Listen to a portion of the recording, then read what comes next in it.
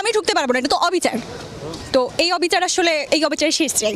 অবিলম্বে আমাদের ক্যাম্পাস খুলে দিক এবং আমাদের হলগুলো খুলে দিক, শিক্ষার্থীরা আবার তার স্বাভাবিক জীবন ফিরে পাক। এবং ক্যাম্পাসে আমরা পুলিশ চাই না, পুলিশ ছাত্রলীগ যারা অন্যায় করে স্টুডেন্টদের উপর নির্যাতন করে আমরা ওদেরকে চাই না, আমরা চাই একটা সুস্থ স্বাভাবিক নিরাপদ পরিবেশ, এটাই। আচ্ছা, একটু জানতে চাই যে আমরা দেখেছি যে আপনাদের যে আন্দোলনটা এটা অনেকটা বিচ্ছিন্নভাবে হচ্ছে, বিচ্ছিন্নভাবে হচ্ছে কারণ এটা আমাদের নেট স্লো ভাইয়া, আমাদের ইন্টারনেট ব্যবস্থা আমরা পর্যাপ্ত পরিমাণে পাচ্ছি না, কেউ কারোর সাথে যোগাযোগ করতে পারছি না, যেহেতু আমরা এখন কেউ হলে থাকি না, বেশিরভাগ মানুষ বেশিরভাগ স্টুডেন্ট গ্রামে চলে গেছে। তো এক্ষেত্রে যে একতাবদ্ধ হব আমরা, একসাথে একটা নেটওয়ার্ক তৈরি হবে, সেই সুযোগটা ওপর মহল থেকে কর্তৃপক্ষতে করতে দিচ্ছে না।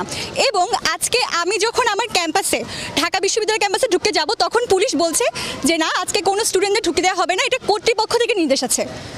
আমার ক্যাম্পাসে আমি ঢুকতে পারবো না, এটা তো অবিচার। তো এই অবিচার আসলে এই অবিচারের শেষ চাই। আমি গর্ব করি যে আমার বাবা আনএডুকেটেড, আমার মা এডুকেটেড। আমি গর্ব করি সত্যি, আজকে যদি আমার বাবা এডুকেটেড হইতো অবশ্যই বড় পোস্টে যাক, কারণ আমার বাবা চাচাই তো মুক্তিযোদ্ধা। আমার শোনেন, মুক্তিযোদ্ধার কোটা আমি বুঝতে পারি না ভাই, কোটা এটার জন্য কি মুক্তিযোদ্ধারা কি যখন করছিল তারা কি জানতো যে আমাদের একটা কোটা দিবে, আমরা মাসে মাসে 20-30 হাজার করে পেনশন পাবো, আমার ছেলেমেয়েরা আমার নাতিরা তারা হচ্ছে বড় বড় পোস্টে চাকরিটাকে জানতো? আমাকে বলেন, ওনারা একটা জিনিস চাইছিল, দেশটা স্বাধীন হোক। জানো, সবাই নিজের দেশে মাটির উপরে দাঁড়ায় বুকে হাত দিয়ে বলতে পারে এটা আমার স্বাধীন বাংলাদেশ। কোন দিক দিয়ে আপনার স্বাধীন, আপনি নিজের থেকে বলেন না, কোন দিক দিয়ে এটা আপনার স্বাধীন মনে হয়?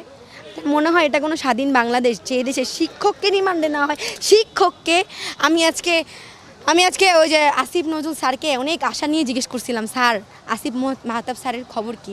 উনি কিন্তু আমাদের পোস্টে এই ভুলে গেছি ভাই, মানে আন্দোলনের সবচাইতে যদি কোনো শিক্ষকের বেশি থাকে সেটা হচ্ছে আমাদের আসিফ মাহতাব স্যার। উনি এমনভাবেও দিছে, মানে বক্তব্য দিছে যে আমার খুব লজ্জা লাগতেছে যে এখানে সব শিক্ষার্থী আর আমি একা শিক্ষক, আমার কোনো কলিগ এখানে নাই।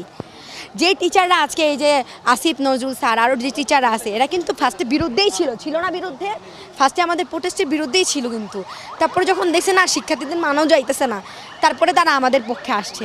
আমি বললাম, স্যার এভাবে ছবি দিয়া লাইভ করে আপনারা কতদিন, এক বছরের পর বছর চলে যাবে, হয়তো আমাদের এই স্যার এই স্টুডেন্টরা হয়তো গুমও করে দিবে, তখন আপনারা কি করবেন? এটাও বলছিলাম, মানে স্যারকে বলতে, স্যার বলে যে এখন আমরা কি করব বলেন? স্যার বলতেছে কিছু করার নাই, কালকে 3টা বাজে আমরা অবশ্যই এইসব মানে করবো, এটা শিক্ষকদের কথা তুলবো। আজকে কথা ছিল, আজকে কিন্তু আমরা এখানে আসতাম না, কারণ আমরা জানি শিক্ষক দূর কত দূর। আমি অসম্মান করে কথা বলতেছি না, আমাকে ভুল বুঝবেন না। আমি আমার দিক থেকে আমার যা ওপিনিয়ন আমি আপনাদের তাই দিতেছি। আমি ভাবছিলাম শিক্ষকরা হয়তো এখান থেকে যাবে না যতক্ষণ না তাদের, ওনারা কিন্তু যে টিচারদের ধরে নিয়ে তাদের কোনো ভাই হয়, তাই না বলেন? ভাই না, যে টিচারদের ধরে নিয়ে গেছে তাদের কিন্তু পার্সোনাল কারণে ধরে নেই, তাদের আমাদের জন্যই ধরছে। আমাদের কি রেসপন্সিবিলিটি না ওনাদেরকে ছাড়ানোর? আমি টিচারদের কথা বাদ দিলাম, ওনারা আমরা যেভাবে ওনাদের বের করবো। আমরা যেই ভাইরা এইচএসসি 24-এ পরীক্ষা দিয়েছে তাদের যে ধরে নিয়ে গেছে, তাদেরকে এখন জেলে থাকার কথা নাকি বাসায় বসে এখন বই নিয়ে